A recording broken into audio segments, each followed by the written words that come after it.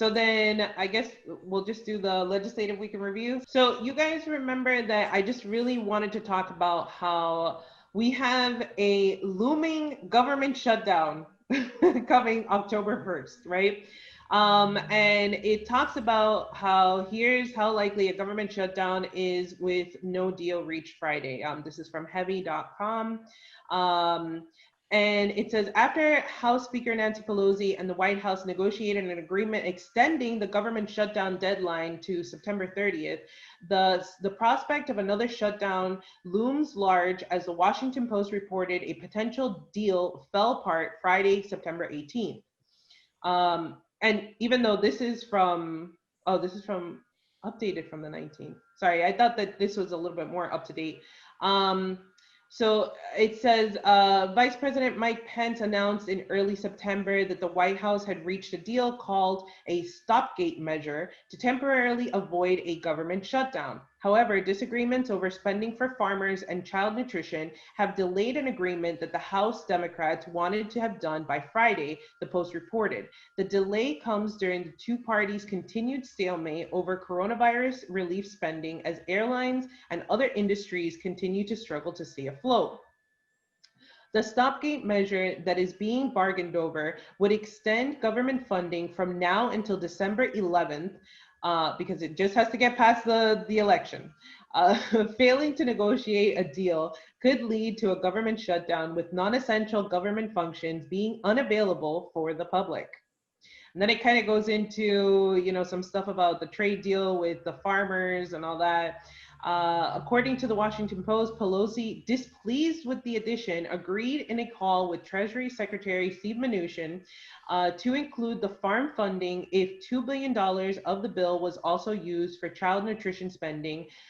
Then she called back and reneged on the deal. They ended up passing a bill in the House just this week. And it does include like the $2 billion for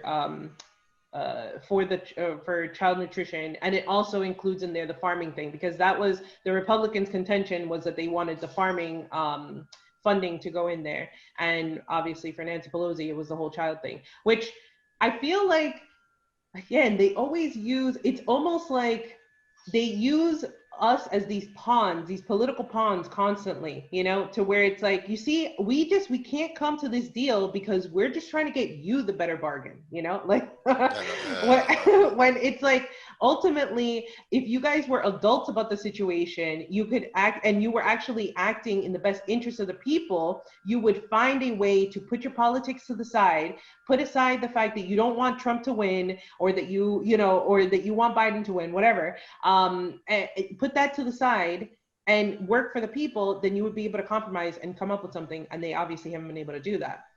And so, I mean, again, this doesn't really give much more information than what we are just going over. But again, the House, they have approved the bill. Now it went to the Senate, which we've already talked about how the Republicans in the Senate, they do not want to have exorbitant spending because they're the deficit hawks, right? But that has been with the coronavirus stimulus talks, right? So they have agreed, all parties have agreed that they are going to treat the bills separately, right?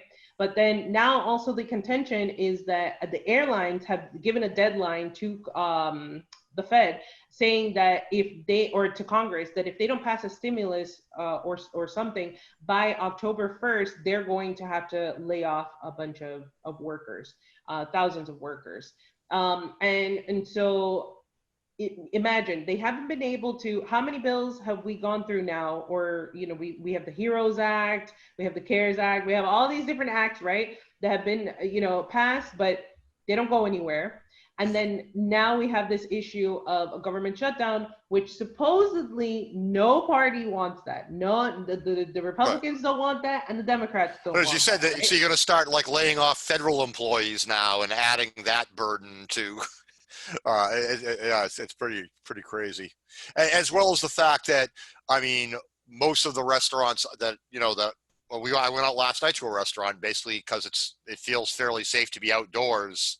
dining, people are not going to want to go indoors dining, and we've got the fall coming. So we're going to have restaurants are going to definitely going to be dropping off. Hopefully they can make it up with takeout, you know, but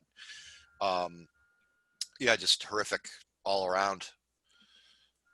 But getting back to the shutdown, what about I've heard the argument that Nancy Pelosi could have threatened the Republicans' chance to confirm Trump's appointee to the Supreme Court or not nominee for the Supreme Court if she shut down the government. Have you heard anything about that? I have heard about that, and the response to that was that they would call to remove her as the Speaker of the House if she does do that.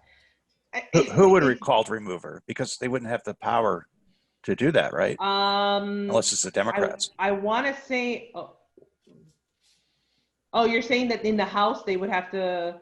Well, I mean, the Senate votes to confirm. I thought it was the Senate. But if they can shut down the Senate is who's saying that they would. But if they shut down the government, that's the whole thing that they could. If Nancy Pelosi forced the government shutdown, then that would delay the possibility of a vote in the Senate, correct?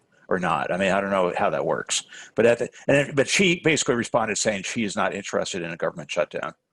Yeah, they're all saying that they're not interested in a government shutdown, but it's just like the whole thing with the stimulus check. They have been saying that they understand, and the Fed has come out and said how many times that we need a stimulus check, all this kind of stuff, and they have been just passing the buck. And I've said that they were just buying their time, right? Until, because that's what they're just trying to see who's going to win in November. Because that's ultimately what it comes down to. You know, it's like, okay, well, if Trump wins, then things continue on, and most likely what's going to happen is immediately the Democrats in the House are going to go and try to do impeachment again, you know, or who knows what else, right? Then they'll all have two pens. What do you mean? Souvenir pens. Remember Nancy souvenir pens? Then they'll have two souvenir pens. well, she was quoted as saying even before that they have a lot of things in their arsenal that they are willing to impeach him over. Wow. Okay. And now she came out with the whole thing with the quiver. She has. Oh, yeah. And none of them have anything to do with abusing war powers in any way, right? Because they want to be able to save those for themselves too. Right, exactly. Yeah. And then you have people saying that if Trump if there is like no actual transition of power, if by January 21st they can't decide who really was the winner, that Nancy Pelosi would be the president, and then that's the whole thing of you know. That she's just doing this because she wants to be.